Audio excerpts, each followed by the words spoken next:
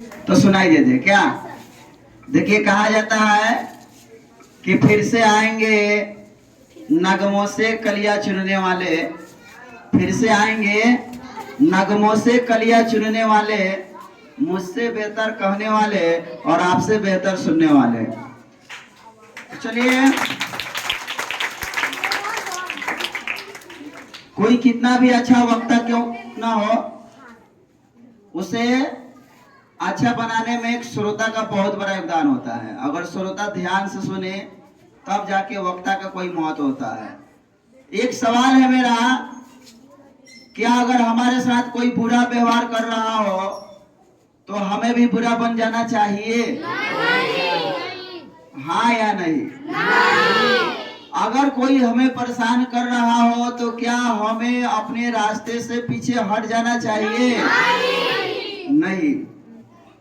चलिए, बिल्कुल आप लोगों का उत्तर सही है और इसे हम लोग एक कहानी के माध्यम से जानते हैं। देखिए, एक वाकया हुआ था। एक संत थे, संत समझते हैं ना, साधु। वह किसी दूसरे क्षेत्र में रहते थे और साधु का काम होता है एक क्षेत्र से दूसरे क्षेत्र में जाना, भिक्षा मांगकर खाना और लोगों को ज्ञान की बातें बताना। इसी दौरान एक संत थे जो किसी दूसरे इलाके में गए, वहां ज्ञान बांटने का काम कर रहे थे। धीरे धीरे धीरे उनके शिष्यों की संख्या इतनी बढ़ती गई कि उस इलाके के जितने भी पुराने संत थे वे सभी नए संत से जलना शुरू कर दिए। ठीक, देखते हैं ना, कोई अगर नया टीचर बढ़िया से पढ़ाता है तो अगल बगल के कोचिंग वाला बच्चा छोड़ के उस कोचिंग में चला जाता है, जिसका नतीजा होता है कि पहले वाले लोग दूसरे का बुराई करना शुरू कर देता है। हुआ यही, उस संत का जो पहले के संत लोग थे, उस क्षेत्र के संत लोग थे, खूब बुराई करना शुरू कर दिया।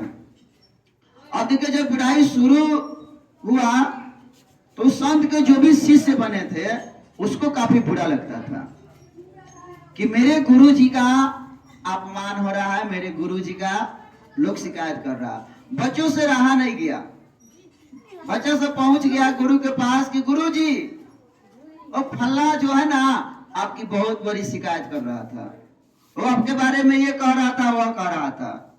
देखो, गुरु काफी शांत थे, वो जो संत थे काफी शांत थे। उन्होंने समझाया कि देखो बाबू, हम लाख कुछ कर लेंगे, उसे मनाने का प्रयास करेंगे, कितना भी अच्छा उसे ज्ञान देंगे, लेकिन जो हमसे जलन करता है, जो ईर्ष्या करता है, उसे हम समझा नहीं पाएंगे। बस हमें अपना कर्म करते रहना चाहिए। लेकिन शिष्य से बर्दाश्त नहीं हो रहा था, उससे रहा नहीं जा रहा था। लेकिन गुरु चाह रहे थे कि कोई बच्चा गलती में कोई कदम ना उठा ले। अचानक क्या हुआ, उस रास्ते से एक बार हाथी गुजरा। सब कोई देखा होगा हाथी, कितना बड़ा है, और आप लोग कुत्ते भी देखे होंगे। जैसे वह हाथी गुजरा, सारे कुत्ते जोर जोर से भौंकने लगे।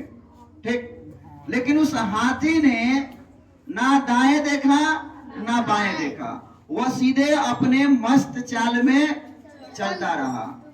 इस पर गुरु ने बच्चों का ध्यान आकर्षित किया और बोला कि बच्चों देखो, उस हाथी को देखो, कुत्ते और हाथी में मजबूत कौन है? आप लोग बताइए कौन है? हाथी। हाथी। तो कुत्ता का काम क्या है? भौंकना।